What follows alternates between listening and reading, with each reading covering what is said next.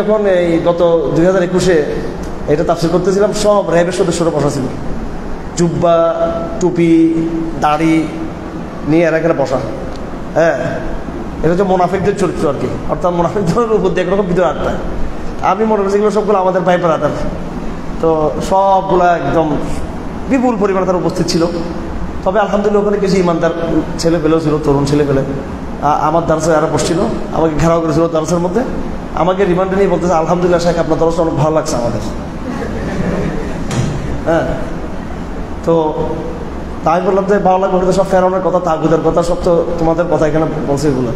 হ্যাঁ, তো আসলে বাহিনীদের মধ্যে সবসময় মনে রাখবেন, যারা এই এই নিম্ন মধ্য যারা এরা কিন্তু এদের মধ্যে অনেক ইমানদার ছেলে ফেলে আছে অনেক, এবং অফিসার যারা একটু জুনিয়র। বিগত ছাত্রদের আন্দোলনে এদের ভূমিকাটা ছিল কিন্তু একটা টার্নিং পয়েন্ট। তরুণ যারা, বিশেষ করে মিডল যারা জুনিয়র অফিসার যারা, এই জন্য আপনারা একবার বাহিনী পড়তে সবাই একবারে তাগুত মনে করে সবাই দূষণ বানাইয়েন না, ঠিক আছে? ইসলামের জোয়ার আসলে যখন সত্যি কেউ ডাক দিবে, ইমানদাররা যে যেখানে আছে ওখান থেকে কিন্তু বেরিয়ে আসবে। কিন্তু সেনাবাহিনী প্রথমে কিন্তু হাজিরা, যাই হোক, তো যারা আমাকে ধরুন এগিয়েছিল র্যাবের সদস্যদের মধ্যে, ওখানে কয়েকজন এখন জেলখানে আছে, এখন লিডারশিপে যারা ছিল, নেতৃত্বে যারা ছিল। তা আমি যেটা অভিজ্ঞতা ছিল আমার, আলহামদুলিল্লাহ আল কোরআন দার্সের একটা প্রভাব আছে। ওরা আমাকে গ্রেপ্তার করলো উপরের নির্দেশে। হ্যাঁ, ওদের উপর হচ্ছে আসমানের নিচে, আর আমাদের উপর হচ্ছে আসমানের উপরে। ওরা কি বলে একটা কথা, উপরের নির্দেশ। কি বলে যে কেন করছেন? উপরের নির্দেশে। আসলে যারা আমাকে ধরে নিয়ে গেছে এদের ইচ্ছা ছিল না। আমি দেখছি র্যাবের অফিসারদের আমাকে নিয়ে নির্যাতন করার ইচ্ছা তাদের ছিল না, উপরের নির্দেশ। তা বললাম যে তোমাদের যে উপরের নির্দেশ, তারও তো উপরের নির্দেশ আমাদের উপর আছে, ঠিক কিনা? হ্যাঁ, তো ওই উপরের নির্দেশ অ্যাবসলিউট এবং এটা সাস্টেন। যাই হোক, তো আজকে দেখেন ইতিহাস আবার ফিরে আসছে এরকম। যারা আমাকে ধরে নিয়ে গেছে তারা আজকে বিক্ষিপ্ত, বিচ্ছিন্ন, তারা আজকে চাকরিচ্যুত, তাদের কেউ আজকে জেলখানে রয়েছে। আর আমাদের আল কোরআন দারাস 2021-এ যে আমি সূরা কাহাফ, সূরা মারইয়াম, সূরা তাহা তাফসীর করেছি 16 রমজান 2021-এ, আমি আজকে 2025-এ আবার সে তাফসীর করতেছি, আলহামদুলিল্লাহ। এটা আল্লাহ পাকের দিন যে বিজয়ী হয়, এটা একটা স্পষ্ট নিদর্শন কিনা এটা। হ্যাঁ, আর কি দেখতে চান আপনারা? আর কি দেখতে চান? এইভাবে আপনারা দেখবেন একদিন এই ভারতবর্ষ জুড়ে, বাংলাদেশ জুড়ে ইসলাম চূড়ান্তভাবে ইসলামকে আপনার বিজয় হিসেবে দেখবেন। এর জন্য এর আগে আপনাকে যতটুকু কোরবানি দিতে আপনাকে দিতে হবে সেটা, তবে সেটা ধৈর্য, সবর, ম্যাচুরিটি, হ্যাঁ, ডায়লগ সব কিছু সামনে রাখতে হবে। কোনো হটকারিতা, বিচ্ছিন্নতা এটা কিন্তু আবার এবং আনুগত্যের বহির্ভূত কোনো কাজ যেন হয় সেটাও কিন্তু খেয়াল রাখতে হবে আপনাদেরকে। যাই হোক, 3টা সূরা আজকে ইমাম সাহেব পড়েছেন। সূরা কাহাফের একাংশ, আর সূরা মারইয়াম, তারপর হলো সূরা তাহা। প্রথমে আমরা আসি সূরা কাহাফের যে অংশটুকু ইমাম পড়েছেন। এখানে হযরত মূসা এবং খিজির আলাইহিস সালামের ঘটনা এখানে রয়েছে। ঘটনাটা আপনারা সকলে জানেন। হযরত মূসা আলাইহিস সালামকে যখন আল্লাহ পাক আদেশ দিলেন যে তুমি একজন বান্দা রয়েছে আমার, আতাইনাহু মিন লাদুন্না ইলমা, যাকে আমি তাকে ইলমে লদুনে দিয়েছি, আমার পক্ষ থেকে তাকে কিছু বিশেষ অলৌকিক এলম আমি তাকে দান করেছি। মূসা আলাইহিস সালামকে আল্লাহ পাক তার কাছে পাঠালেন, এবং এটার কিছু বর্ণনা আছে কেন মূসা আলাইহিস সালামকে আল্লাহ পাক পাঠিয়েছেন হাদিসের মধ্যে। যাই হোক, আমাদের ঘটনার প্রেক্ষাপট উদ্দেশ্য না, আমাদের ঘটনার শিক্ষাটা কি, মেসেজটা কি, সেটা হচ্ছে আমাদের উদ্দেশ্য। আমাদের এই যে একটা ঘটনা, মূসা আলাইহিস সালাম ছিলেন শরীয়তের ইমাম, তার বক্তব্য ছিল এটা জায়েজ, এটা হালাল, এটা হারাম, এটা নাজায়েজ, এটা বলা।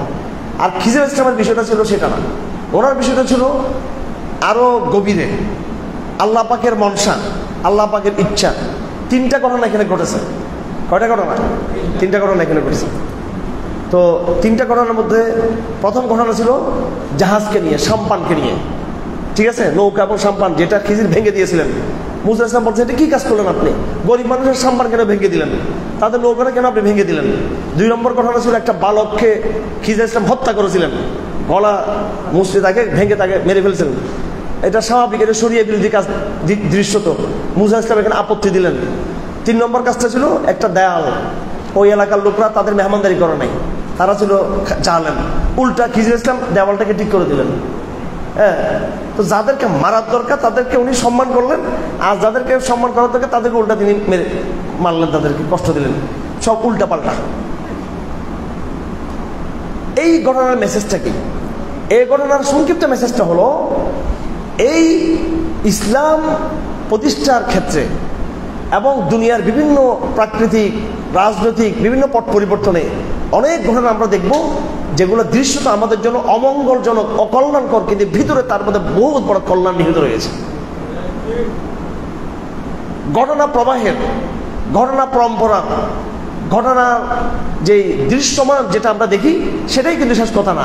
আফসোসের বিষয়, বর্তমানে ইসলামের যে মডার্ন পন্থা তথাকথিত, যারা সবসময় কৌশলের কথা বলে, এরা দৃশ্যমান একটা সত্যিকে তারা দেখে যে পৃথিবীতে এই দৃশ্যমান একটা অবস্থা রয়েছে, সুতরাং এখানে এইভাবে বলা যাবে না, শরিয়ার কথা বলা যাবে না, জিহাদের কথা বলা যাবে না, আকীদার কথা এইভাবে এখানে বলা যাবে না, এখানে সমাজকে বিভক্ত করা যাবে না। এখানে হ্যাঁ, কোরআন এসে তো সমাজকে বিভক্ত করেছে হক এবং বাতিলের প্রশ্নে। যারা বলে সমাজকে বিভক্ত করা যাবে না, সমাজকে খুব ইনক্লুসিভ হতে হবে, সমাজকে তোলা হাসিনাকে একবার কেন বাইর করে দিলেন? সেই সময় তো আপনারা তো ঠিকই বলেন না, স্বৈরাচার মুক্ত আপনারা চান। তো এখন আসলে এগুলো আমরা নিজেদের মানদণ্ড সব কিছু বিচার করি, এটা কিন্তু ঠিক নয়। যারা আজকে আমাদেরকে অসাম্প্রদায়িক নীতি শিক্ষা দেয়, উদারতা শিক্ষা দেয়, তারা কিন্তু একটা পর্যায়ে কিন্তু তারা কিন্তু উদার না। তারা এদেশের গণসেন্টিমেন্টের মতবাদ হলো ইসলাম।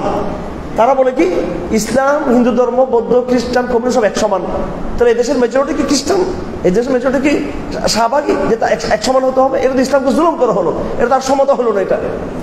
আচ্ছা, যাই হোক, তো এই বর্তমান ইসলামের মডার্ন পন্থার মধ্যে একটা সমস্যা হলো, এরা কৌশলের নামে বিভিন্ন সময় একটা কথা বলা হয় যে এই মুহূর্তে এটা কৌশল পরিপন্থী, এটা বাস্তব রিয়েলিটির কথা একটা বলা হয়। শব্দ কি?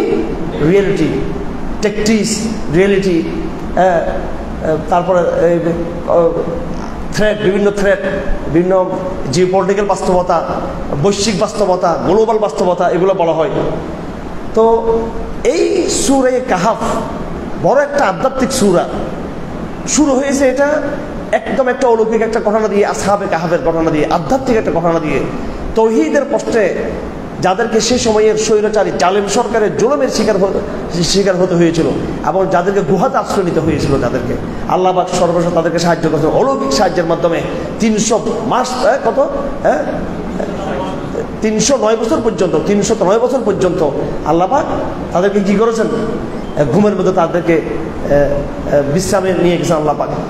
এইভাবে আল্লাহ পাক গায়েবী সাহায্য করেছেন।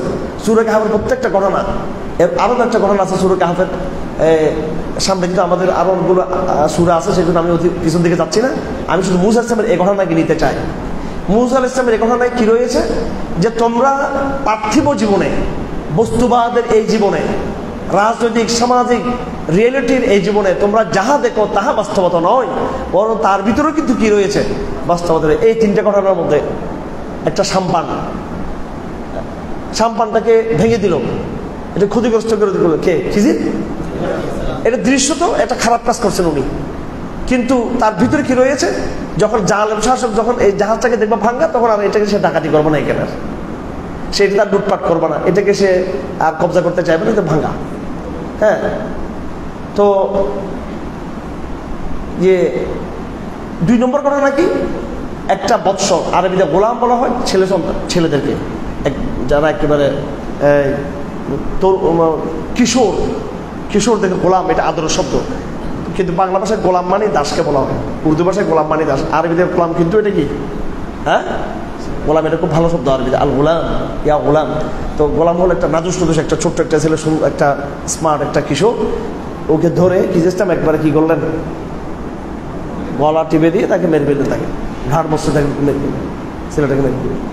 বিভৎস একটা দৃশ্য, এটা একটা হৃদয় স্পর্শে একটা দৃশ্য, এটা মার্মান্তিক একটা দৃশ্য। মূসা এটা বরদাস্ত করতে পারে না এবং শরীয়তের আইনে এটা হারাম, কিন্তু তার পিছনে মহা কল্যাণ নিহিত রয়েছে। এই ছেলে বড় হয়ে গেলে কাফের হতো, আল্লাহ সুবহানাহু ওয়া তাআলা তাকে জান্নাতের ঠিকানায় পৌঁছানোর জন্য তার মা বাবা ফাকানা আবুহু মুমিনাইন, তার মা বাবা ছিল কি? ঈমানদার। তো দৃশ্যমান একটা অকল্যাণ ঘটনাকে ঘটিয়ে অদৃশ্য কল্যাণের দিকে তাকে কি ধাবিত করে দিল। এরপরে আসতেছে দেয়াল।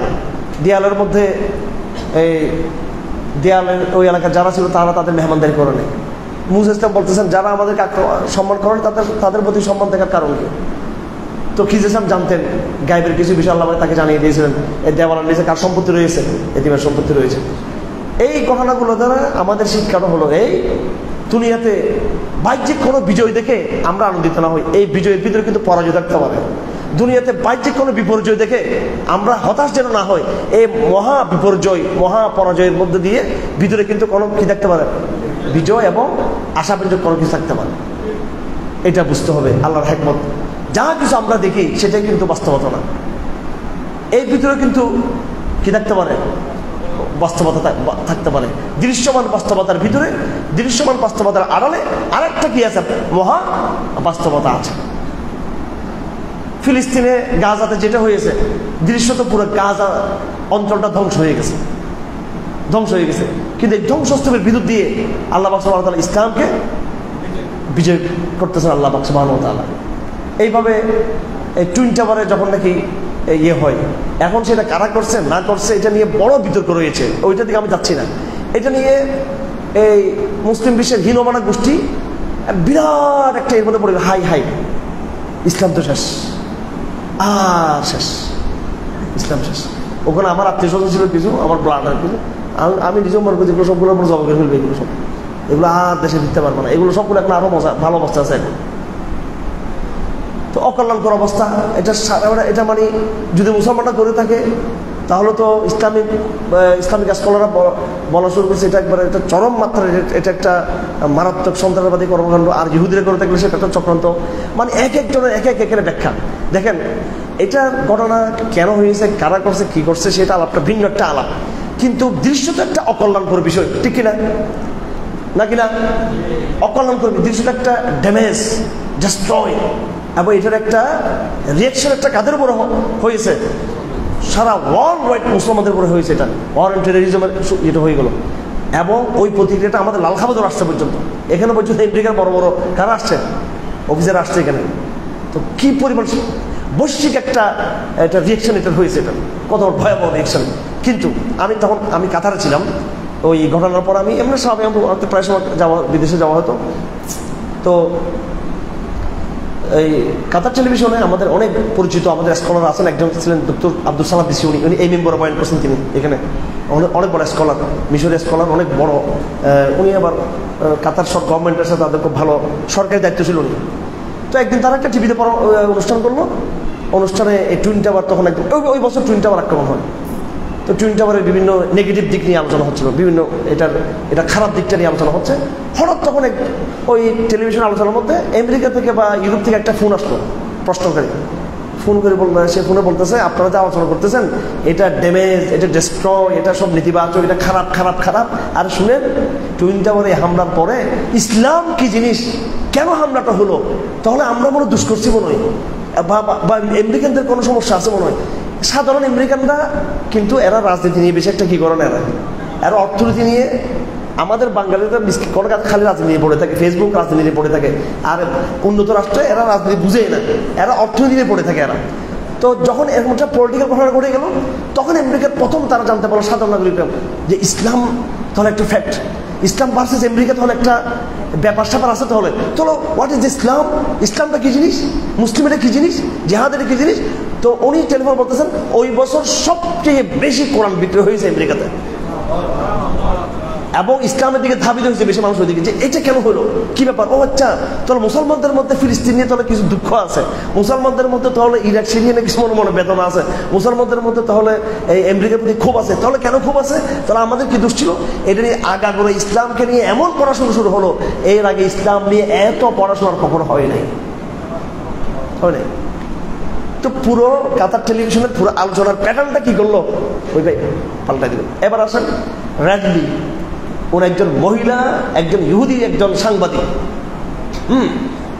তো আগে ইহুদি ছিল, পরে হয়তো প্রটেস্ট্যান্ট, এবং উনি থেকে আমেরিকা যে লন্ডনের একটা ইন্ডিপেন্ডেন্ট সম্ভবত পত্রিকার নাম, ওখানে কাজ করতেন, আপনার নাম শুনেছেন, তালেবানদের হাতে গ্রেপ্তার হয়েছিল ভদ্র মহিলা। হ্যাঁ, উনি তো আর তালেবান না, আল কায়দা না, উনি তো আর ইসলামপন্থী না, উনি আর হুজুর না, উনি হেফাজত ইসলামও না, জামাত ইসলামী না, উনি হামাস টামাস ইখওয়ান টিখওয়ান কিচ্ছু না, উনি একজন কাফের, একজন কাফের। এবং ব্রিটেনের মতো একটা দেশে তিনি একটা পত্রিকা তিনি কাজ করেন এবং উচ্চশিক্ষিত একজন একজন স্মার্ট একজন মহিলা, আধুনিক প্রগতিশীল একজন প্রোগ্রেসিভ একজন মহিলা। উনি গুপ্তচর ভিত্তিক করে সাংবাদিকতা ইয়ে নিয়ে তিনি বোরকা টোরকা পরে চুনচামার হামলা পরে আফগানিস্তানে ঢুকছেন তালেবানদের এগুলোতে গুপ্তচর ভিত্তি করার জন্য তিনি ধরা পড়লেন। ধরা পড়ার পরে তিনি তালেবানদের আচরণ দেখে ওখান থেকে বের হয়ে তিনি ইসলামের ঘোষণা দিলেন, সুবহানাল্লাহ।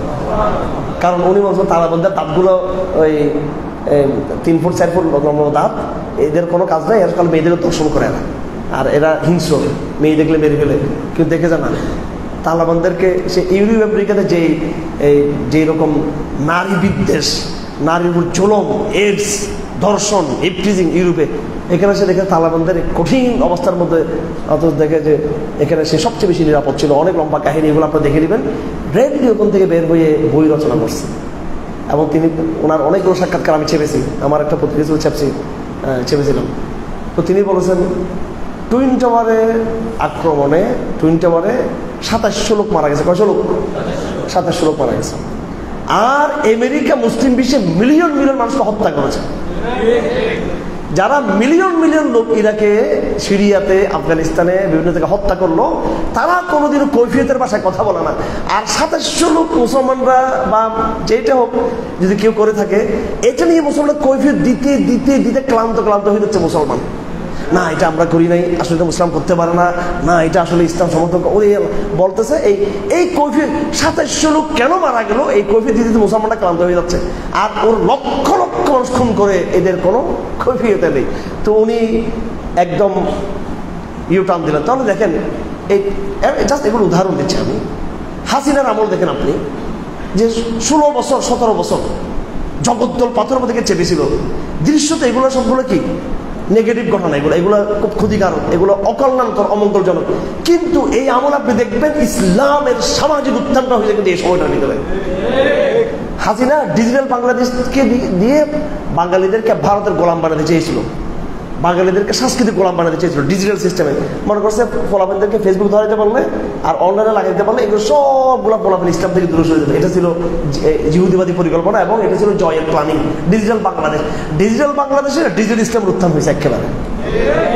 একবার তৌহিদ ডিজিটাল পদ্ধতিতে চলে আসছে। তৌহিদ এখন ক্লিক করলে আল কোরআন দারস, ক্লিক করলে আপনার জাকির নাইক, ক্লিক করলে আপনার সব আনোয়ার আওলাকি, ক্লিক করলে আপনার সব স্কলারদের সব চলে আসতেছে, ঘরে বসে বসে চলে আসতেছে। ঠিক আছে, একদম ডিজিটাল পদ্ধতিতে শয়তানি করছে, ডিজিটাল পদ্ধতিতে আল্লাহ পাক কাউন্টার করে দিয়েছে। আল্লাহ পাক এটাকে ইসলাম যে প্রজন্মগুলো এদেরকে আমরা চিনি, এদেরকে আমি কয়জনকে চিনি। তো যাই হোক, আমি ওমরা করে আসতেছিলাম, তো বিভিন্ন বাহিনী তো থাকে এয়ারপোর্টে। ঠিক আছে, আমার চিঠিটা এক বাহিনী কিছু বলে আপনি কি করেন, আমি মনে আমি কি করে তোরা বলতে হবে না। ঠিক আছে, আমি বললাম যে তো এরপরে এর 4 বড় বাহিনীর আশেপাশে আছে, এরা যখন আমার যখন সালাম ইয়ে করার সম্মান করছেন, পরে দেখি যে অবাক হয়ে গেল। তো এখন আমি তো কেউকে চিনি না ভাই, তো আমি যে মানুষের ভালোবাসা পাচ্ছি, এটা কেন পাচ্ছি এটা? তো ওরা ডিজিটাল ভাবে আমাদেরকে চিনে, এখানে বক্তব্য শুনতেছে।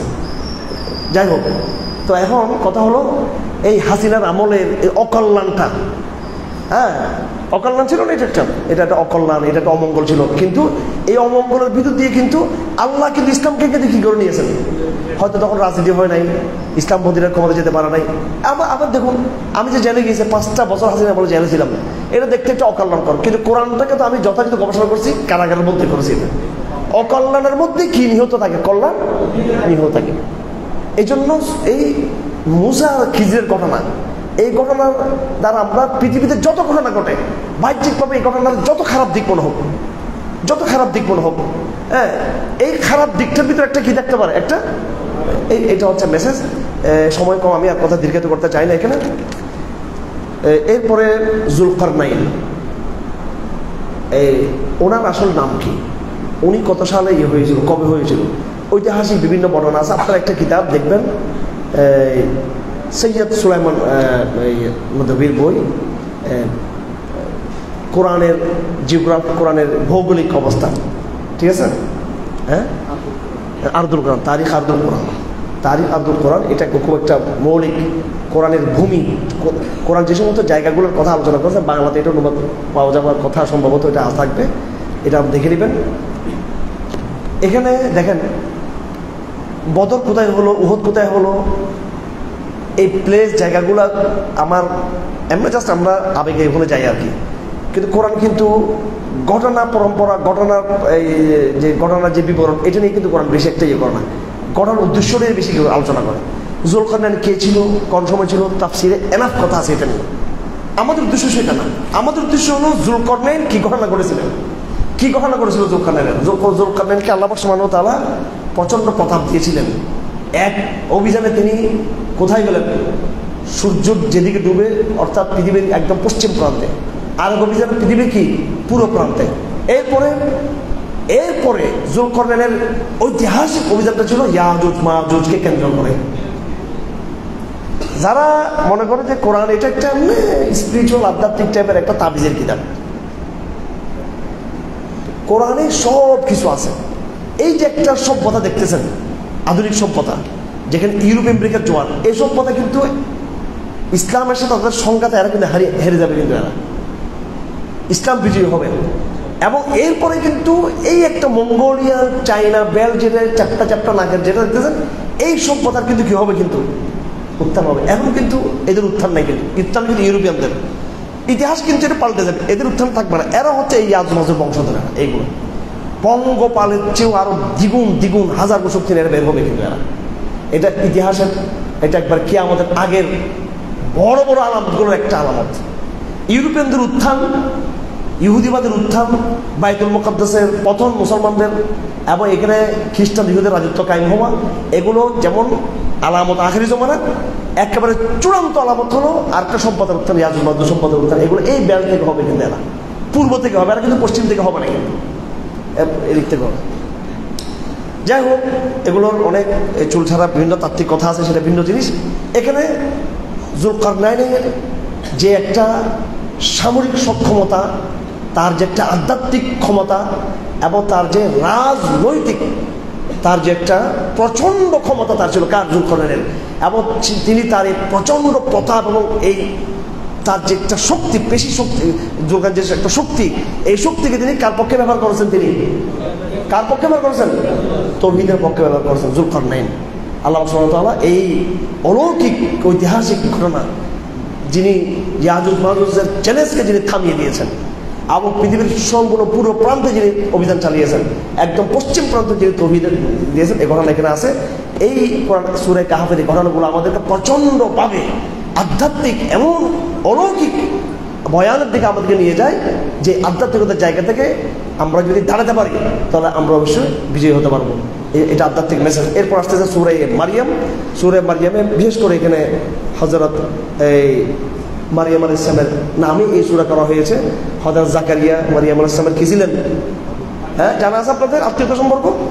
হযরত জাকারিয়া তত্ত্বাবধানে কিন্তু ছিলেন, উনি ছিলেন, ওনার কি ছিলেন, উনি খালু ছিলেন, ওনার তত্ত্বাবধানে ছিলেন। হ্যাঁ, তো এই পুরো ঘটনা এখানে রয়েছে, হযরত মারিয়াম আলাইহিস সালামের ঘটনা। এই মারিয়াম, সূরা মারিয়ামকে আমরা ব্যবহার করব যখন কোনো খ্রিস্টানদেরকে দাওয়াত দিব। খ্রিস্টান কমিটিকে দেখেন, এখন কিন্তু সূরা কাহফের আলাপ শেষ। ওইটা আমার জন্য, আপনার জন্য লাগছে, এটা আমাদের নিজেদের মোটিভেশনের জন্য, এটা আমাদের মোটিভেশনের জন্য এই আধ্যাত্মিক ঘটনাগুলো জানার দরকার নেই। শেষ আলাপ। সূরা মারিয়ামের আলাপটা ভিন্ন।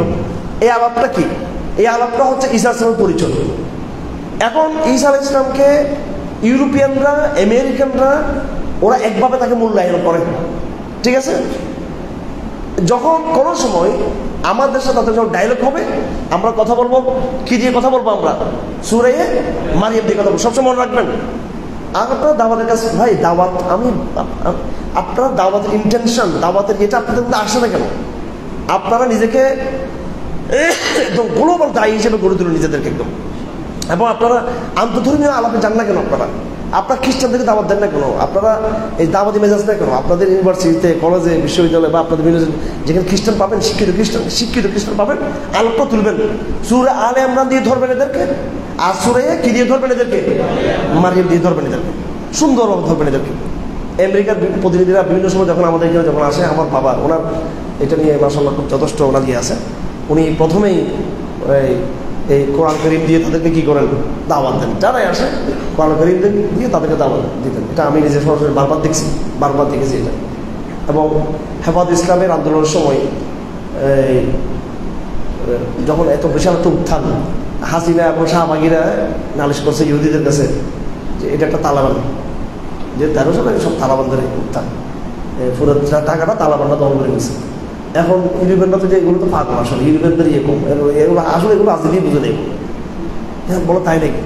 এখন ইউরোপের সমস্ত এমবেসি মিলে এখন আমাদের সাথে ডায়লগ বসছে, সব embassy, America, Britain, France, Poland, যত আছে জার্মান, সব রাষ্ট্র।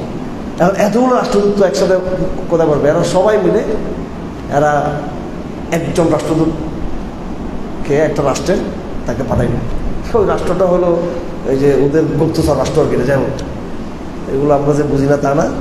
তো ওরা আসছে এখানে, এসে ডায়লগ শুরু করলো এবং পুরো ইউরোপ, পুরো আমেরিকা, ইউরোপ আমাদের সাথে ডায়লগ করছে 2013 সালে। কয় সাল? 2013 সাল। ওই সময় আল্লাহ বাবুল করি আমার আব্বা হেফাজত, all of the most leader হেফাজত ইসলামের যারা একবার মেন। আর এখন কিছু হয়েছে, এগুলো হচ্ছে পরবর্তী ওই সময় কোনো আন্দোলন তাদেরকে দেখাও যায় না, যাদেরকে এখন ইদানিং খুব দেখা যায়। আসলে ওই সময় আন্দোলন যে সেক্রেটারি, যে কোরবানি, এটা তো ইতিহাস অনেকে জানে না বর্তমানে। হেফাজতের ওই সময় অনেক অজানা ইতিহাস, কীভাবে আন্দোলনটা শুরু হয়, এগুলো আমাদের জেনে নেবেন আপনার বিষয়গুলো।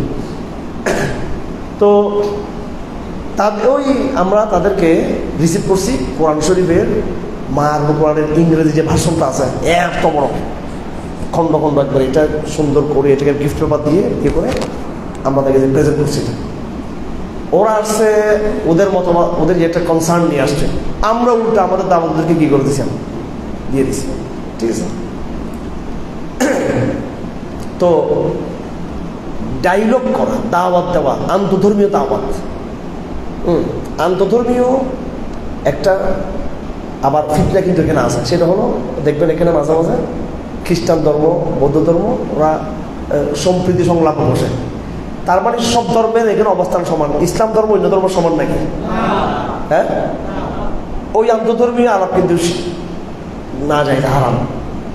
হ্যাঁ, ওইসব কিন্তু চলবে না। এটা এখানে যেটা সেটা হলো জাকির নায়েক যে স্টাইলে যে কথাটা বলে, কম্পার্ট রিলিজনের যে বক্তব্যটা এখানে হচ্ছে। আহমদ দিদার নাম শুনছেন আপনারা? শেখ আহমদ দিদার নাম শুনছেন? শেখ আহমদ দিদারের শিষ্য হচ্ছে কে? জাকির নায়েককে এই জায়গায় আপনারা 100 ভাগ ফলো করবেন। আবার বস্তা শিখতে যাই না তার কাছে গিয়ে যে নামাজের মধ্যে জুড়ে পড়তে হবে কিনা, আমি জুড়ে পড়তে হবে কিনা, এইগুলো বলে আহলে হাদিস ওনারা বলাইয়া, ওনারা যখন একবারে জনপ্রিয়তার চরম শিখরে গেল, এবার ওনারা নিয়ে আসছে মশলার মধ্যে এনে একবারে ওরা ক্ষতি করে দিল, ভারতে ডিভাইড হয়ে গেল। হানাফিরা শরীফুল্লাহ থেকে পরে কিন্তু এটা আহলে হাদিস ভাইদের এটা একটা ইয়ে ছিল, এবং পিস টিভির এটা একটা ব্যর্থতা ছিল। এটা আহমদ দিদাত কিন্তু আকিদার জায়গা থেকে সরেন নাই, আহমদ দিদাত মস্তানি কথাই বলেন নাই, আহমদ দিদাত কম্পারেটিভ রিলিজন নিয়ে কথা বলছেন। তো সূরা মারিয়াম এটাকে আপনারা খ্রিস্টানদেরকে দাওয়াতের ক্ষেত্রে আপনি কি করবেন? ব্যবহার করবেন। এখানে আল্লাহ পাক সুবহানাহু ওয়া তাআলা যেভাবে যে ন্যারেটিভ নিয়ে আসছে কার ব্যাপারে, হযরত মারিয়াম এবং ঈসা সালামের ব্যাপারে, এটা দিয়ে যখন আপনি কথা বলবেন এদের অন্তর গলে যাবে, এদের বিবেকের মধ্যে একটা চাবুকের ইয়ে পড়বে। সূরা মারিয়ামের শেষে আল্লাহ পাক কোরআনে কারীমের সূরাগুলোর একটা বৈশিষ্ট্য আমি আপনাদেরকে বলি। কোরআনে কারীম কাহিনী বলার পরে, কাহিনী যখন শেষ হয় তখন কিছু নসিহা পেশ করে। কি করে?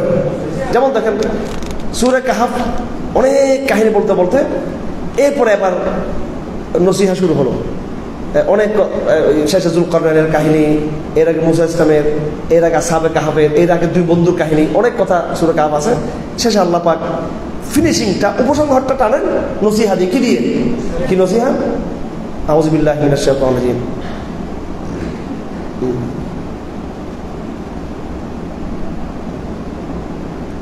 أفحسب الذين كفروا أن يتخذوا عبادي من دوني أولياء إنا أعتدنا جهنم للكافرين نزلا قل هل أنبئكم بالأخسرين أعمالا الذين ضل سعيهم في الحياة الدنيا وهم يحسبون أنهم يحسنون صنعا أولئك الذين كفروا بآيات ربهم ولقائه فحبطت أعمالهم ولا نقيم لهم يوم القيامة وزنا ذلك جزاؤهم جهنم بما كفروا واتخذوا آياتي ورسلي هزوا قل إنما أنا بشر مثلكم يوحى إلي أنما إلهكم إله واحد فمن كان يرجو لقاء ربه فليعمل عمله صالحا ولا يشرك بعبادة ربه أحدا قرآن الكريم বিভিন্ন সূরাতে লক্ষ্য রাখবেন কাহিনী বলার পরে আল্লাহ পাক খুব হৃদয়গ্রাহী মর্মস্পর্শী ভাষা দিয়ে কিছু নসিহত পেশ করুন। এগুলো আমরা কোনো সময় ওই আবেগ নিয়ে কেউ কোরআন তেলাওয়াত করি না।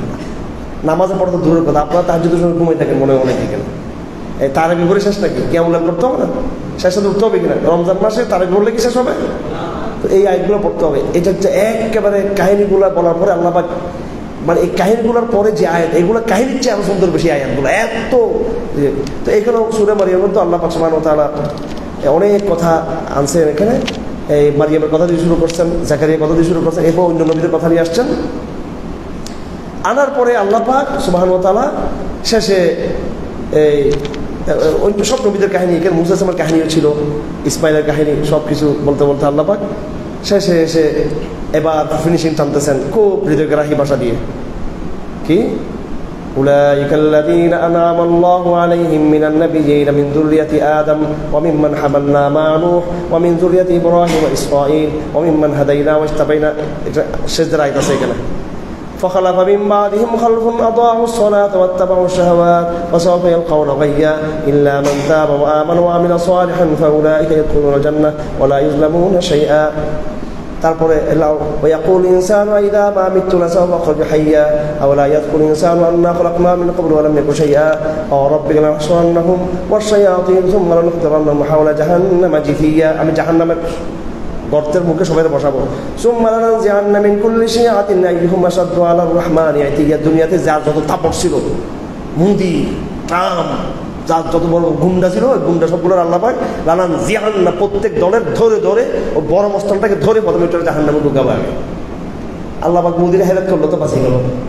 আমরা অবশ্য আগে হেদায়েতের দোয়া করবো, ঠিক আছে? আল্লাহ পাক হেদায়েত করতে পারেন আল্লাহ পাক? জানি না ট্রাম্প মুদির খবর হেদায়েত আছে কিনা, কিন্তু আল্লাহ বলছে এগুলোর আগে ঢুকাবে। সুম্মা লানাহনু আ'লামু বিল্লাযীনা হুম আওলা বিহিম সিলিয়া। আল্লাহ পাক বলেন জাহান্নামের আশেপাশে সবার যখন বসাবো, বসাইয়ে আমি দেখবো বড় বড় শিয়ানা কোনটা ছিল, এটাকে টেনে বের করবো। কি করবো? এটাকে টেনে বের করবো। লানজিআন্না মিন কুল্লি শিয়াতিন আইয়ুহুম আশাদ্দু আলার রহমানি আতিয়া। দুনিয়াতে আল্লাহর সার্বভৌমত্বের বিরুদ্ধে যে যত বেশি সুচ্চার ছিল, বজ্রকণ্ঠ ছিল, ওইটাকে আগে খাট ধরে এটা আল্লাহ দাঁড় করাবে। কি করাবে? এটাকে লানজিআন্না। কার মধ্য থেকে? জনগণের ভিতর থেকে। কার ভিতর থেকে? লানান, ওকে টেনে তুলবে করে। কি করবে? টেনে তুলবে। সুম্মা লানাহনু আ'লামু বিল্লাযীনা হুম আওলা বিহিম সিলিয়া। আল্লাহ বলেন এরপর আমি আমার সিরিয়াল মতো আমি ধরে ধরে জাহান্নামে এগুলোর আগে ঢুকাবো। এগুলো বসটা আগে ঢুকাবো, উপরের নির্দেশ ওই সালার আগে ঢুকাবো আল্লাহ পাক, ঠিক আছে? উপরের নির্দেশ ওইটা আগে ধরবো। এটা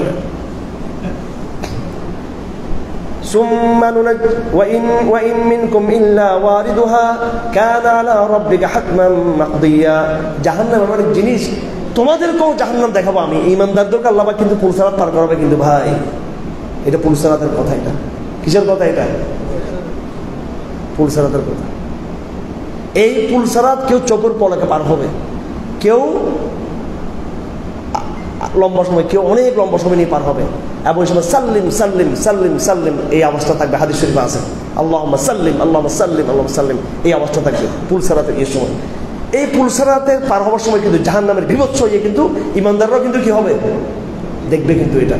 কারণ এই জাহান্নামের এটা এই ভয়াবহটা দেখার পর যখন জান্নাত পাবে তখন কিন্তু জান্নাতের এটা বুঝাবে কি কদর কদর জান্নাতের। তো এটা ভয় আল্লাহ না করুক, ওই সময়টা আমাদের জন্য অনেক ভয়ঙ্কর একটা সময় হবে। ঠাস করে কারা যে পড়ে যায় ওই সময় ঠিক নাই। আল্লাহ নবীর কাছে আমি জিজ্ঞেস করছে আপনাকে আমরা কোথায় কোথায় পাবো?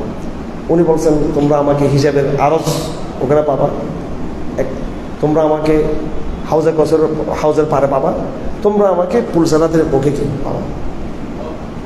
তো ভাই দেখেন, মানুষ আমাদেরকে মনে করে যে আমরা কৌশল টৌশল বুঝি না। আমি গতকালকেও করেছি ভাই, পলিটিক্যাল সায়েন্স এদের চেয়ে আমরা আরও বেশি পড়ি। আমি বাস্তবে আন্তর্জাতিক রাজনীতি, বিশ্ব রাজনীতি, আমাদের যে থ্রেড, আমি সব বুঝি, আমরা সব বুঝি। কিন্তু আল্লাহর কসম বারবার ওই দৃশ্যগুলো চোখের সামনে চলে, কি পুলসানাদের দৃশ্য, ঠিক আছে, হিসাবের দৃশ্য, মহানবীর সামনে তাড়াতে পারবো কিনা, ভাগাই দিবেন রসুল্লাহ কিছু লোককে, ফেরাস তারা বাধা দিবেন যে পানি খাইতে পারবে বাইরে ওখান থেকে, বেদাত করছে। এই দৃশ্যগুলো দেখে আমরা দুনিয়াদার কি করতে পারি না, চালাকি টালাকি করতে পারি না ভাই। এটা আমার তাই বলে দিলাম আপনাদেরকে। এগুলো এই সব সময় মাথার মধ্যে কাজ করে, ঠিক আছে। তো দেখেন ভয়াবহ অবস্থা। আল্লাহ বলেন আমি কিন্তু যারা ইমানদার এদেরকে আমি বের করবো, উদ্ধার করবো, এরা জাহান্নামে পড়বে না। আল্লাহ পাক আমাদের এর অন্তর্ভুক্ত করুন। তো দেখেন এই সূরার এই এটা হচ্ছে আপনার ফিনিশিংটা হচ্ছে এইভাবে হৃদয়গ্রাহী বয়ান দিয়ে। এবার আসেন সূরা তাহা। এই সূরা তাহা সময় তো কম এখানে। এই সূরা তাহার তাফসীর করে আমি ধরা খেয়েছিলাম 2016 সালে, শেষ তাফসীর 16 রমজান ছিল, বলছি আপনাদেরকে। সূরা তাহা শুরু হয়েছে আল্লাহ রাসূলের নাম দিয়ে। কি দিয়ে? তাহা। এটা কার নাম? এটা আল্লাহ পাক তাকে তাহা, হে নবী মুহাম্মদ, তাহা মা আনজালনা আলাইকাল কুরআন লিতাশকা, আমি কোরআনকে তোমার জন্য কোনো কঠিন কিছু বানিয়ে আমি তোমাকে নাযিল করি নাই, ইল্লা তাযকিরাতাল লিমান ইয়াখশা, যাদের অন্তর নরম, আল্লাহকে ভয় করে, তাদের জন্য এটা উপদেশ হিসেবে আমি কোরআনকে নিয়ে আসছি। তানজিলাম মিম্মান খালাকাল আরদা ওয়াস সামাওয়াতিল উলা আর রহমান আলাল আরশ ইস্তাওয়া। এবার লাগেন মারামারি লাগেন এটা নিয়ে, হাসালাতি আনাকে মারামারি লাগেন এটা নিয়ে। আল্লাহ কোথায় আছে? আল্লাহ সর্বত্র বিরাজমান। আল্লাহ কোথায় আছে? আল্লাহ আরশে বসে আছে। কয় গ্রুপ হয়ে গেছে এখানে, হ্যাঁ? সাহাবায়ে কেরামদের প্রতি এরকম কোনো কিছু ছিল, ইখতিলাফ ছিল? যারা যারা বাড়াবাড়ি করে এই আয়াতটা নিয়ে, এরা দুই গ্রুপে হচ্ছে সাহাবা বিদ্বেষী। এরা সাহাবাদের মধ্যে নেই, এরা, ঠিক আছে। এগুলো সাহাবায়ে কেরাম কোনো সময় সিফাতের প্রশ্নে, আকীদার জরুরিতার প্রশ্নে কোনো প্রশ্ন তুলে নেই। এই প্রশ্নগুলো আসছে সাহাবাদের পরে আসছে। এগুলো প্রশ্নগুলো সাবধান থাকবেন এখানে। যেই যত বেশি এখানে অনুগত থাকবেন, কথা কম বলবেন, তারা নিরাপদ, ঠিক আছে, নিরাপদ। তো আল্লাহ পাক সুবহানাহু ওয়া তাআলা এই 8টা আয়াত বলে এরপরে সূরা তাহার বড় বৈশিষ্ট্য হলো, বিষয়বস্তু হলো মূসা আলাইহিস সালামের কাহিনী। কার কাহিনী? মূসা আলাইহিস সালামকে জানতে হলে আপনাকে শুরু করতে হবে কোরআন কারীমের সূরা বাকরা। তো বনী ইসরাঈলের বিভিন্ন কথা আছে, এটা আমি আগেই বলেছি, এটা সবাই জানেন। আর স্পেসিফিক ওটা তো বনী ইসরাঈলের আলোচনা, ওটা বনী ইসরাঈলের আলাপ, ওখানে এর মধ্যে এই সূরা বাকরার মধ্যে বিস্তারিত। স্বাভাবিক সেখানে মূসা আলাইহিস সালামের কথাও চলে আসছে। সূরা আরাফে গিয়ে বিস্তারিত আলোচনা পাবেন কাহিনী হিসেবে। কি হিসেবে? কাহিনী হিসেবে।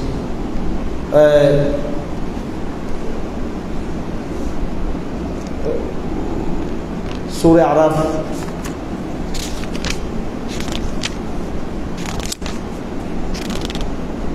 আউযু বিল্লাহি মিনাশ শাইতানির রাজীম। সূরা আরাফের মধ্যে বিরাট সূরা, কিন্তু এটা সূরা আরাফটা কি, এটা একটা মক্কি সূরা। এটা 206টা আয়াত। কয়টা আয়াত? শেষ আয়াতটা সিজদার আয়াত। এখানে আল্লাহ পাক মূসা আলাইহিস সালামের কাহিনী বলার আগে অন্য সমস্ত নবীদের কাহিনী বলছেন। সব নবীদের কাহিনী এক পাল্লায়, আর মূসা আলাইহিস কাহিনী এক পাল্লায়। খুব গুরুত্বপূর্ণ দরস, কিন্তু এটা মনে রাখবেন। সব নবীদের কাহিনী কি এক পাল্লায়, মূসার কাহিনী কি এক পাল্লায়। কেন এরকম হয়েছে দেখেন, সূরা আরাফে 100টা আয়াত শেষ করে 101 নম্বর আয়াতের মধ্যে কি আল্লাহ বলতেছেন, তিলকাল কুরআন নাকুসু আলাইকা মিন আনবাইহা ওয়া লাকাদ জাআতুহুম রাসূলুহুম বিল বায়িনাত ফামা কানু লিয়ুমিনু বিমা কাযযাবু মিন ক্বাবল কাযালিকা ইয়াতবাউ আল্লাহু আলা কুলুবিল কাফিরিন ওয়া মা ওয়াজাদনা লিআকসারিহিম মিন আহদ ওয়া ইন ওয়াজাদনা আকসারাহুম লাফাসিকিন থুম্মা বা'আথনা মিন বা'দিহিম মূসা বিআয়াতিনা ইলা ফিরআউনা ওয়া মালাইহি ওয়া যালামু বিহা ফানজুর কাইফা কানা আকিবাতুল মুফসিদিন। 100টা এখানে সব নবীদের কাহিনী বলে আল্লাহ বলতেছেন তিলকাল কুরআ, এই সমস্ত সভ্যতা নগর, নাকুসু আলাইকা মিন আনবাইহা, তোমাকে এর সমস্ত সংবাদ জানাই দিলাম হে নবী মুহাম্মদ। এরপর আল্লাহ বলতেছেন সুম্মা বা'আসনা, এরপরে নবীদের এই বিরাট প্যাটার্ন শেষ হওয়ার পরে এবার নতুন প্যাটার্ন শুরু। সুম্মা বা'আসনা মিন বা'দি মূসা, মূসা ইসলামকে পাঠিয়েছে। এই বিষয়টা কি? বিষয়টা একটু বুঝেন ভালো করে। মূসা ইসলামের কাহিনী ধরার জন্য আপনাকে সূরা আরাফের 101 নম্বর আয়াত থেকে শুরু করবেন। কত নম্বর আয়াত থেকে? 100 আয়াত 102 থেকে শুরু করবেন, একবারে সূরা আরাফের শেষ পর্যন্ত মোটামুটি। এখানেও আল্লাহ পাক সূরা আরাফের মধ্যে কাহিনী শেষ করে শেষ দিকে কি করছেন, কাহিনী শেষে আল্লাহ পাক উপসংহার টানছেন কি দিয়ে, নসিহা দিয়ে। হ্যাঁ, তো এখানে বিস্তারিত মুসা ইসলামকে পাবেন, মুসা ইসলামের বিস্তারিত কাহিনী পাবেন আপনি সূরা তাহার মধ্যে পাবেন। কোথায় পাবেন? সূরা আম্বিয়াতে পাবেন, সূরা ইয়ের মধ্যে পাবেন, সূরা শুআরার মধ্যে পাবেন। এইভাবে কোরআন কারীমের এই সব সূরাগুলোকে যখন আপনি মিলাবেন তখন সমস্ত মুসা ইসলামের বিষয়ে আপনি পুরো একটা ধারণা পাবেন। কারণ কোরআন কারীম সিরিয়ালি কিন্তু কোনো কাহিনী বলো না, কারণ কোরআন কোনো এটা থ্রিলার বলো না, কি বলে এগুলোকে, থ্রিলার, ওই যে কাহিনীর কিতাব আর কি। কোরআন নট থ্রিলার, কোরআন নট স্ট্রি, এটা ইতিহাসের ওই রকম ইয়ে না, এটা হলো অলৌকিক একটা আল্লাহর বয়ান। এটা আপনি থ্রিলার মতো কাহিনী উপন্যাস বা এরকম ইতিহাসের বয়ান, ইতিহাসের বুক ওই সিস্টেমে কিন্তু কোরআন নেগেটিভটাকে দাঁড় করে নেই। কোরআন একটা আলাপ করছে, এরপর অন্যদিকে চলে গেছে, আবার আগের ঘটনা পরে, পরের ঘটনা আগে, এইভাবে বলে কোরআন শুধু তৌহিদকে প্রমোট করে, তৌহিদকে ফোকাস করে, আল্লাহ তার কুদরত এবং তার অস্তিত্ব এবং তার আনুগত্যের বিষয়কে ফোকাস করে। ঘটনার পরম্পরা ধারাবাহিকতা এটা কোরআন এটাকে ওইভাবে ইয়ে করে না। এই জন্য বিক্ষিপ্ত বিষয়গুলো আপনাকে বুঝতে অবশ্য কষ্ট হবে। তা আপনি কি করবেন, এই বিষয়ে কোন কোন সূরাতে আছে, সূরা আরাফের সাথে আপনি সূরা তাহাকে মিলাবেন, সূরা তাহার সাথে সূরা কসসকে মিলাবেন, আল কসস, সূরা তাসিনকে মিলাবেন, সূরা শুআরাকে মিলাবেন। এই সবগুলো যখন মিলাবেন তখন মুসা আলাইহিস সালাম সব সম্পর্কে বা অন্য নবীদের সম্পর্কে আপনি একটা মোটামুটি একটার সাথে একটাকে যুক্ত করতে পারবেন আপনি। তো সূরা তাহার মধ্যে আল্লাহ পাক সুবহানাহু ওয়া তাআলা মুসা আলাইহিস সালামের কাহিনীকে বিস্তারিত করে উল্লেখ করেছেন। এটা আপনারা দেখে নেবেন, ঠিক আছে ইনশাআল্লাহ। আপনারা যে তারাবি নামাজ পড়তেছেন, এখানে তারাবিটা ওই সময় প্রাণবন্ত হবে যখন ইমামের কথা আপনি বুঝতেছেন। ইমামের কথা না বুঝলে তারাবিটা পড়ে লাভ আছে আপনাদের? হ্যাঁ, আরব দেশে আরবরা আরবি বুঝতেছে, ইমামের কথা বুঝতেছে, এটা তারাবির একটা প্রাণ আছে আরবদের মধ্যে। মুখে দাঁড়িয়ে নেই কিন্তু ভিতরে ইমান থেকে আপনার চেয়ে মজবুত বেশি এদের অনেকে। আর বাঙালিদের দাড়ি ডুব্বা আছে, তবলিগ ভাই এরা আবার রাগ করবো, তবলিগের ভাই এরা এই চিল্লা লাগায় কোরআন একটা আজ দাঁড়িয়ে বুঝতে বুঝলে, এটা বললাম আমার ওই আফসোস, ঠিক আছে ভাই বারা তারা রাগ করে আবার বলো হুজুর আমাদের তবলিগের কথা বলছে। তো এইগুলো কোন ধরনের মূর্খতা এগুলো, কি বছর চিল্লা রাখাচ্ছেন, কারণ আপনি বুড়ো হয়ে গেছেন, আপনি কোরআন শিখতেছেন। আমি আপনাকে বলে দিচ্ছি ভাই, যারা আপনি দাওয়াতি ভাইরা আছেন আমাদের সাথে, যারা এই মসজিদে আসেন আপনারা অবশ্যই আরবি শিখে নেবেন, আপনারা ঠিক আছে। এবার দুটো পদ্ধতি, একটা হলো আপনি তো ইউনিভার্সিটির ছাত্র, আপনি এই যে বা আপনি প্রফেশন আছেন, আপনি ক্যারিয়ারে আছেন, আপনি তার কোনো মতো ভর্তি হয়ে আবার 12 বছর পড়তে পারবেন না। এটার জন্য আমরা ওই যে শরীর কোর্স রাখছি এখানে, এই সোমবার বৃহস্পতি 3 দিন এখানে আমরা ক্লাস করি, 5-6 বছর কোর্স। এটা আপনি যদি সেমিস্টার 6 সেমিস্টার 8 সেমিস্টার আছে, এগুলো করে নিলে মোটামুটি আপনি আরেক গ্রামার জানতে পারবেন। এটা একটা আছে। আরেকটা হলো যদি আমাদের নিয়মিত সাপ্তাহিক শুক্রবার দ্বারাজটা যদি বসেন এখানে, একেবারে কোরআনটা আপনি পরিষ্কার বুঝে নেবেন উইথ আ গ্রামার, আপনি ডাইরেক্ট কোরআনটা আপনি বুঝতে পারবেন। তখন কি হবে, আপনি যদি ইমামের পিছনে যখন আপনি দাঁড়িয়েছেন, আল্লাহ আপনাকে কি বলতেছেন আপনি বুঝতে পারবেন, বুঝলে আপনার মধ্যে কি আসবে, এটা ওই ইমানের লুকটা আসবে। আপনি বলতেছেন আমি তর্জমা দেখে নিব, তর্জমা দেখলে জিন্দেগি তো কি পাবেন না আপনি, সেই কোরআনের মর্মার্থ তাৎপর্য, সেই নূর কোনোদিন পাবেন না। আমি আগে বলছি হিটটি নাম শুনছেন, হ্যাঁ হিটটি নাম শুনছেন আপনারা? ওরিয়েন্টালিস্ট একজন, সে একজন প্রাচ্যবিদ, প্রাচ্যবিদ মানে ওরিয়েন্টালিস্ট ছিলেন। ওরিয়েন্টালিস্ট হলো যারা আমেরিকা ইউরোপের বা অন্য ধর্মের ওরা এশিয়া নিয়ে যারা গবেষণা করে, এশিয়ার বিভিন্ন ধর্ম নিয়ে, বিশেষ ইসলাম ধর্ম নিয়ে, আরব ইতিহাস নিয়ে পড়াশোনা, ওরা ওদের মধ্যে করে তারা একটা ইতিহাস গবেষণা করে। এর মধ্যে এটা নিয়ে আমার একটা লেখা ছিল, প্রায় আজকের থেকে এটা লেখাটা লিখছিলাম, এটা 2025 সাল, এটা লিখছিলাম 1996 দিকে লেখা লিখছিলাম। তার কয় বছর আগে, 30 বছর আগে। তখন তো আপনাদের মা বাবার বিয়ে হয় না, আপনার জন্ম হয় না আপনাদের, ঠিক আছে নাকি? আপনার বয়স কত? হ্যাঁ, জন্ম 90 জন্ম হলে তখন আপনার বয়স ছিল 5 বছর 6 বছর, ঠিক আছে। যাই হোক, এই শাসার জন্ম আপনি সাহেব, আপনি আমার 10 বছর, প্রায় 8 বছর বড় আপনি, ঠিক আছে। তো এখানে আপনাদের ইয়াং বেশিরভাগ। 30 বছর আগের লেখা লিখছিলাম প্রাচ্যবিদ নিয়ে। এটা এই মসজিদে কোনায় বসে দেখছিলাম, এটা আমার এখনো মনে আছে, এই মসজিদে কোনায় বসে লেখাটা হারিয়ে গেছে ভাই। এই 30 বছর লেখাটা বুঝছি আর পাচ্ছি না লেখা, আমার নিজের হাতে অনেক কষ্ট করে লেখাটা লিখছিলাম। প্রাচ্যবিদরা এদের মধ্যে কিছু লোক ভালো ছিল, বেশিরভাগ কিন্তু যারা লিখছেন যারা খারাপ। ইসলামের ইতিহাসটা বিকৃতভাবে কি করছে, উপস্থাপন করছে। আপনাদের স্কুল কলেজ বিশ্ববিদ্যালয়ের টিচাররা আপনাদেরকে একটা ইসলাম নিয়ে ফাঁকাফাঁকি করবে, মাঝে মাঝে দেখবেন করে কিনা, খুব এরা ফাঁকবেন। এরা হচ্ছে যে যত বেশি ট্যালেন্ট শিক্ষক, এরা ওই পৌরাণিক বইগুলো পড়ে পড়ে এরা জ্ঞানী, নিজের জ্ঞান দেখায় আর কি, বুঝছেন, নিজের মতো একটা ইসলাম। কিন্তু এরা ফাঁকে মুখে কিছু সত্য কথা তারা স্বীকার করে। কি করে সত্য তারা স্বীকার করে? যেমন হিট্রি তার বই লিখছে হিস্ট্রি অফ অ্যারাবস, হিস্ট্রি অফ অ্যারাবস তার বই, ওই বই লিখছে কোরআনকে অনুবাদ দিয়ে বোঝা সম্ভব না। কেউ যদি কোরআনকে ইংরেজি অনুবাদ দিয়ে, ফরাসি অনুবাদ দিয়ে, চাইনিজ ভাষা অনুবাদ দিয়ে, বঙ্গ অনুবাদ দিয়ে কোরআন বুঝতে চায়, উনি বলছেন যে কোরআনকে বোঝা সম্ভব নাই। নয়, কোরআনকে বুঝতে হলে আরবিটা বুঝে কোরআনকে বুঝতে হবে, না হলে কোরআনের যে মূল ফ্লেভার এটা কি অর্জন হবে না। এটা একজন অমুসলিম একথা বুঝতে পারছে। আর আমাদের বঙ্গীয় মুসলমান, মিসকিন মুসলমান, এই দেশের সেকুলারও মিসকিন, এই দেশের মুসলমানরাও গরিব আসলে। মানে আকিদের মধ্যেও এরা এত ডেডিকেটেড না, আমাদের এরাও শাহবাগের গরিব। এগুলো সব আমরা দুদিকে আমরা গরিব হয়ে আছি। আমরা গরিব মুসলমান হইতে চাই নাকি? আমরা শাহবাগের গরিব সেকুলার, শাহবাগীদের সেকুলারিজম তো সেটা তো ওদের না, এটা তো বাইরে থেকে আছে, ওরা গরিব থাকবে। কোরআন তো আমাদের, আমি আমার কোরআন এখানে গরিব থাকবো ভাই। হ্যাঁ, আরবি ভাষা তো আমাদের, আমি আমার আরবি ভাষা জানবো না কেন? এই জন্য আপনারা চেষ্টা করবেন। তো আমি আপনাদেরকে বলতে চাই, এই যে তারাবিতে আরো প্রায় 14 দিন আছে আমাদের সামনে, 14টা রাত, 14টা তালাওয়াত আমাদের সামনে হবে কোরআন কারীমের। তো আপনার নরমাস্তে আপনারা কোরআনটাকে তর্জমা সহ বুঝানোর চেষ্টা করবেন।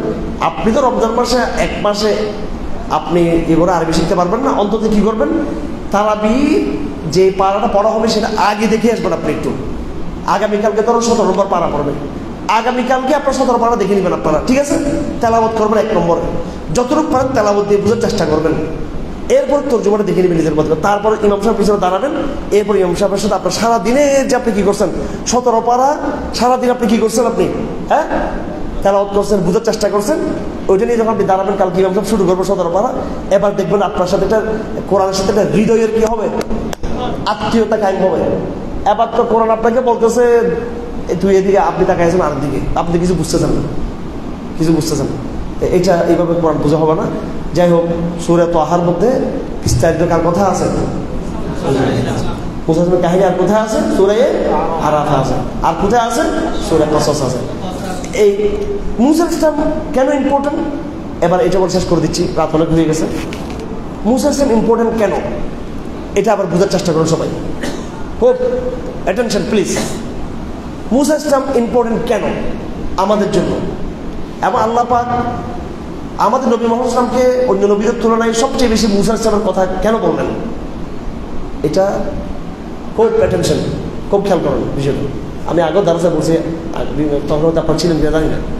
এটা হলো ইতিহাসের জায়গা, ইতিহাসের বিভিন্ন প্যাটার্ন থাকে। এই প্যাটার্নগুলো কে তৈরি করে, আল্লাহ পাক। এই মসজিদে বসে আমি বুখারীর পরীক্ষা দিয়েছি। কি পরীক্ষা দিয়েছি? বুখারী 1992-93, ঠিক আছে? আমি যখন দাওরা পড়ি, যখন দাওরা পড়ি এখানে, আমার বাবা বুখারী পড়াতেন, আমার পড়াবে আমার হানাদারি পড়েছে।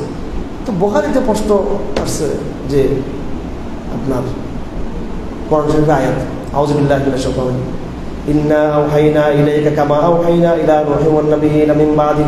হে নবী মুহাম্মদ, আমি আপনাকে ওহী পাঠিয়েছি যেভাবে আমি নূহ এবং তার পরবর্তী নবীদেরকে ওহী পাঠিয়েছি। এখন আমাদের প্রশ্ন ছিল, নূহ আলাইহিস সালামের আগে তো নবী ছিল, তো এদের কথা আমরা নাই কেন? প্রশ্ন কি না এটা? এটা দেখেন, এগুলো কত বছর আগে, আপনাদের জন্মের আগের প্রশ্নগুলো, এগুলো আমরা পরীক্ষা দিয়েছি এগুলো। হ্যাঁ, ব্যাপারটা হলো এগুলো বুঝতে আমাদের নিজেদেরও সময় লাগছে, ওই সময় অনেক সময় লাগছে। মানব জাতির সৃষ্টি থেকে নিয়ে এ পর্যন্ত বিভিন্ন অধ্যায়ে অধ্যায়ে মানব জাতির বিকাশের একটা কি আছে, ভাগ আছে। মানব জাতির সবসময় কি ছিল না, একরকম ছিল না। দুনিয়াতে যখন মানুষ আসছে, প্রথম আদম হাওয়া যখন আসে, আল্লাহ যদি বলে যাকাত দে, রোজা রাখ, হজ কর, তওয়াফ কর, এটা কর, এটা কর, এ ভাত খাবে, এ আসছে মাত্র কাপড় চোপড়ও নাই, তার কাপড় করতে হবে, এর ক্ষুধা লাগছে, তার খাইতে হবে। জঙ্গলের ভিতরে বাঘ খাবে নাকি কি খাবে সে, না হরিণ কাটা কি খাবে, আর মাছ খেলে কেমনে খাবে, ঠিক কিনা? আচ্ছা, মাছ তো ওদিকে লোহিত সাগর আশেপাশে মাছটা, মাছটাকে ধরবে কেমন? আচ্ছা, মাছটা ধরলো, মাছটাকে খাবে কেমন? কাঁচা কাঁচা মাছ, এটা কথা বুঝেন না মনে আপনারা?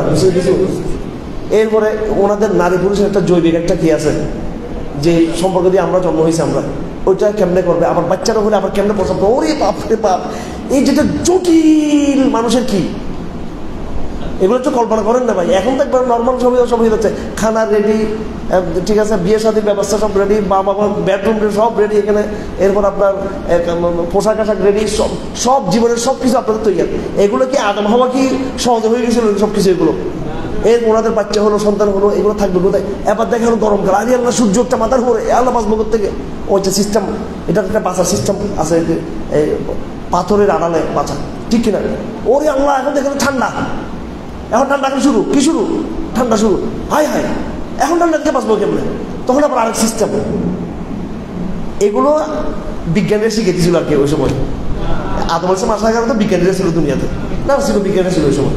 ওই সময় অক্সফোর্ড ছিল, ক্যামব্রিজ ছিল, হ্যাঁ ক্যামব্রিজ ছিল, আর কি আরেকটা কি হার্ভার্ড ছিল, ঢাকা বিশ্ববিদ্যালয় ছিল, জাফর ইকবাল ছিল ওই সময়, ঠিক আছে, হ্যাঁ ছিল। ওরা দেখা দিয়েছে যে তোমরা করো। আমি চুয়েটে গিয়ে সেদিন বুঝেছি, ওনাদের বলে দিয়েছি এটা বিষয়টা কি। আসলে আমাদের যে সমস্যা হলো, আমরা নিজেরাও মানব ইতিহাসটা আমরা নিজেরাও কোরআন বুঝিনি আসলে সম্পর্ক, আমরা নিজেরাই। তাহলে এই শিক্ষিত সমাজকে অক্সফোর্ডের দাঁড়িয়ে, ক্যামব্রিজের দাঁড়িয়ে আবুল হাসান নদভী ওদেরকে তৌহিদের দাওয়াত দিয়েছে, ওদেরকে হ্যাঁ আহমদীদের চ্যালেঞ্জ করছে ওদেরকে, আমাদের দাঁড়িয়ে। আর আমরা এদের গোলাম যেগুলো সবাই, এদেরকে আমরা দাম দিতে পারি না, আমরা নিজেরাই বুঝি নাই কি বিজ্ঞান টিজ্ঞান। আবার বিজ্ঞান যেখানে গিয়ে শেষ, ওখান থেকে কোরআন শুরু। তো দেখেন আল্লাহ পাক সুবহানাহু ওয়া তাআলা কি করলেন, আপনি আদম হাওয়ার লম্বা কোনো কাহিনী কোরআন শরীফে আছে নাকি? আছে? আদম থেকে নূহ পর্যন্ত লম্বা কোনো কথা আছে না এখানে? খুব কম কথা আছে এখানে। তার মানে হাজার হাজার বছর পর্যন্ত আল্লাহ পাক মানুষকে শুধু শিক্ষা দিয়েছে কি?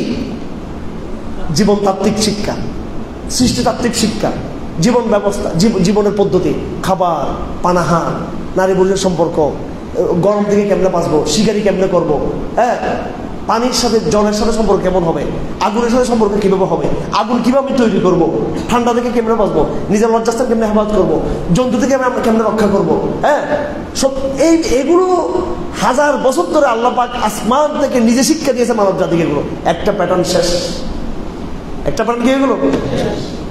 এরপর আল্লাহ পাক হালকা হালকা তৌহিদ শরীয়ত হালকা হালকা দিয়েছেন। একটা পর্যায়ে মানব জাতি এবার করলো শিরিক শুরু করলো। কি শুরু করলো? শিরিক শুরু করলো। দেখেন এই বাংলাদেশে সিলেবাসে সূক্ষ্মভাবে নাস্তিকতা তৈরি করা হয়, কিন্তু এখানে এটা আপনি বুঝতে পারবেন না কেউ এটা তৈরি করা হয়। এটা একটা জায়গার মধ্যে আল্লাহকে এরা গালি দেয়, কিন্তু কি জানে কোনো জায়গায় আল্লাহ গালি দেয়, এবং ইসলাম ভুল এটা বলো নাই। এরা কি বলে? এরা তিনটে শব্দ বলে। এরা আমরা বলি না যে ইসলাম ধর্ম, ইসলাম, শরীয়ত, কোরআন, সলাত, এগুলো বলি না। এরা কি বলে জানেন? যে মানব জাতি বিক্ষিপ্ত ছিল, পরে তারা একটা ক্যানেল হয়েছে। কি বলতো? ক্যানেল। এটা ক্যানেল হলো মানে ক্যানেল হচ্ছে একটা সমাজ, অর্থাৎ এটা কিন্তু তার ধর্ম বোঝাচ্ছে তারা। এরপরে কিছু টোটেম তৈরি হলো। টোটেম মানে হচ্ছে আকিদা। বড় মানব জাতি একত্রিত হয়ে, ক্যানেল থেকে একত্রিত হয়ে সমাজ, প্রথম সমাজ গঠন। এই সমাজ কিছু কিছু কুসংস্কারমূলক ধারণা তারা বসে টোটেম। এরপর তারা কিছু ট্যাবু তৈরি করলো। ক্যালেন, টোটেম, ট্যাবু মানে অর্থাৎ তারা কিছু আচার অনুষ্ঠান করতে লাগলো। এগুলো বলে অর্থাৎ তারা সলাৎকে ট্যাবু বলে। কিন্তু ওখানে বই লেখে নাকি দিয়ে দেবে। পুরো ইতিহাসটা কেউ ভালো করে পড়লে একটা বিচক্ষণ ছেলে বুঝবো, আচ্ছা সলাৎ, ও ইব্রাহিমের এগুলো মানা আছে, আচ্ছা এগুলো ট্যাবু আসলে এগুলো কোরআনে বলছে, এগুলো ট্যাবু। আচ্ছা আর আল্লাহ একজন, আর জান্নাত জাহান্নাম, ও আচ্ছা এগুলো যে টোটেম, এগুলো টোটেম। আর যে এই যে মুসলিম জামাত, এই যে ক্যানেল, এগুলো ইতিহাসে কিন্তু এইভাবে কিন্তু বলা আছে। কিন্তু এগুলা ওখানে সে কোরআনের বিরুদ্ধে কিছু বলে নাই, কিন্তু মানুষের মাইন্ড সেট আপে সবগুলো জিনিসকে এইভাবে, অর্থাৎ আপনি যা বিশ্বাস করছেন এটা কোনো বিশ্বাস, এগুলো সব টোটেম, এগুলো কল্পনা। আপনি যা আচার অনুষ্ঠান করতেছেন, সলাত, হজ, সিয়াম, এগুলো সব যা ট্যাবু। এগুলো কি ট্যাবু? নাউজুবিল্লাহ। সলাত কি ট্যাবু? ইবাদত এটা। আর এটা কি আমানতু বিল্লাহ ওয়া মালাইকাতিহি, এটা কি টোটেম? এগুলো কি? হ্যাঁ এগুলো আকীদা এগুলো। আর আমরা কি কেন, আমরা কি এমনি হয়ে গেছি? এটা পরিকল্পিত আল্লাহ পাকের সৃষ্টি। এটা জমা ঈমানের যে তাওহীদের একটা মিল্লাত, এরা কিন্তু ভয়ঙ্কর। যাই হোক, তো মানব জাতিকে আল্লাহ পাক সৃষ্টিতাত্ত্বিক, জৈবিক বিভিন্ন ইয়েতে রাখছেন 1000 বছর পর্যন্ত। তারপরে তৌহিদ থেকে মানুষ যখন বিচ্যুত হলো, শিরিক শুরু করলো, তখন আল্লাহ পাক সুবহানাহু ওয়া তাআলা নূহ আলাইহিস সালামকে পাঠালেন। কাকে পাঠালেন? এবার নূহ আলাইহিস সালাম যখন দুনিয়াতে আসেন, নূহ আলাইহিস সালাম এর আগে কিন্তু মানব জাতির কি হয়ে গেছে?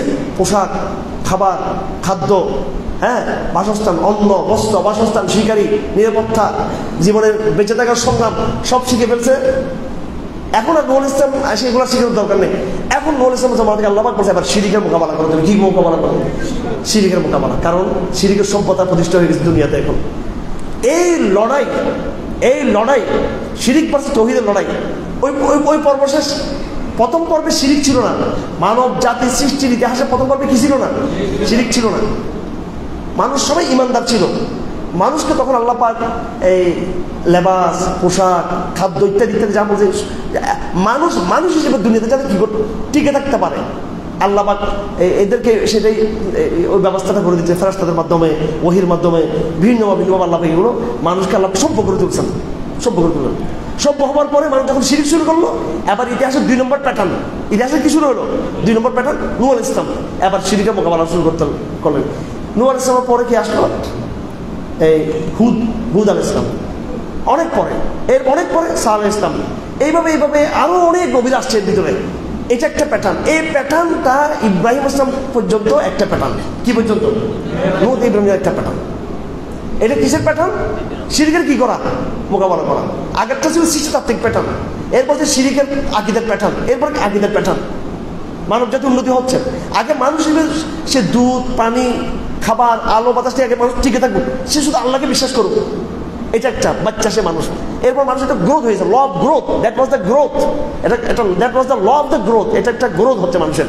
এখন মানুষ গ্রোথ হয়ে গেছে। গ্রোথ হয়ে এখন বেয়াদবি শুরু করলো। এখন শিয়ানা হয়ে এখন তার খাবারও ঠিক আছে, সব ঠিক। এখন সব তো সে আল্লাহ পাক তাকে ইয়ে করে ফেলছে। তাকে মানুষ হিসেবে বেঁচে থাকার সব উপকরণ তাকে শিক্ষা দিয়েছে। এখন করলো বেয়াদবি। সে বেয়াদবির জন্য এবার পারেন আল্লাহ পাক নবীদেরকে এবার ওদেরকে তৌহিদ শিখাও।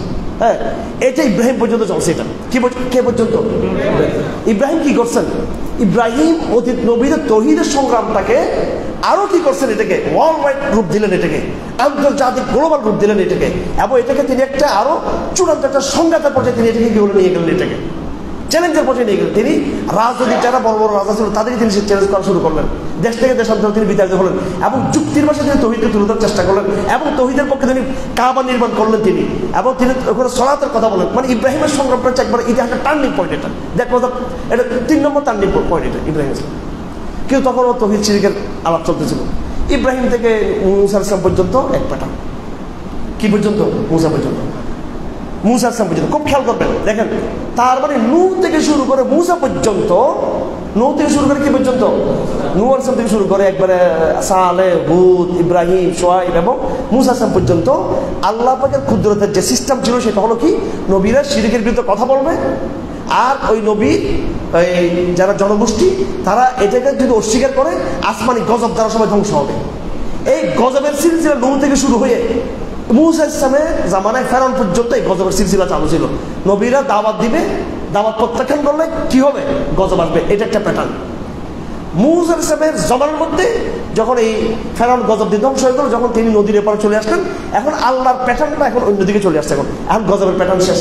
কি শেষ? গজবের কি প্যাটার্ন শেষ। এবার আসলে শরীয়ত, এবার আকীদা, হয়তো আকীদা নয়তো গজব। আমরা এখন কেবল হয়তো শরীয়ত নয়তো কি একটা বলি না, কি বলে শাহাদাত, হয়তো খালাম তো শাহাদাত, ওই সময় ছিল হয়তো তৌহিদ নয়তো গজব, হয়তো আকীদা নয়তো কি ওই সময় খেলাফত শরীয়ত গুলো হয়তো আল্লাহ বলল কিন্তু গজব।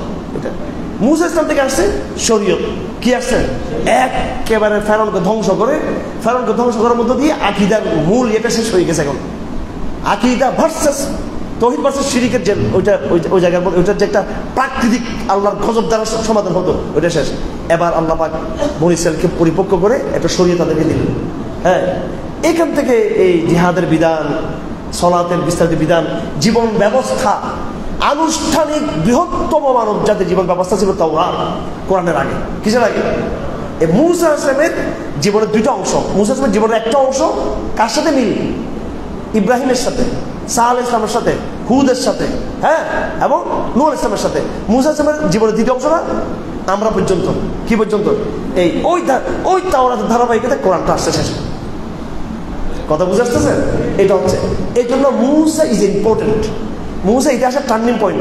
মূসাকে দিয়ে আল্লাহ পাক আগের ইতিহাসের গজব দিয়ে জাতিকে ধ্বংস করা এটাও করছেন। দেখেন আমাদের নবীজির জমানে কিন্তু আল্লাহ পাক গজব দিয়ে পুরো জাতিকে ধ্বংস করছেন নাকি? আল্লাহ মক্কাকে চাইলে পিছিয়ে ফেলতে পারতো, আল্লাহ পাক পারতো কিনা? পাহাড়ের, এবং সেটা তো একটা মানে 1 সেকেন্ডের ব্যাপার ছিল কিনা? আল্লাহ রসুল একটা বদদোয়া দিলে পুরো মক্কাকে পিছিয়ে ফেলতে পারে আল্লাহ পাক। কিন্তু এরকম ঘটনা ঘটে নেই। মক্কার লোকদেরকে পিছিয়ে মারেন না আল্লাহ পাক, মক্কার লোকদেরকে বদলে গিয়ে শেষ করছে আল্লাহ পাক। হ্যাঁ, আবার ওই মক্কার নিগৃহীত, নিপীড়িত, লাঞ্ছিত জনগোষ্ঠী যেটা ছিল তাদেরকে মদিনা থেকে এনে বিজয়ী হিসেবে তাদেরকে মক্কে নিয়ে আসতে হবে।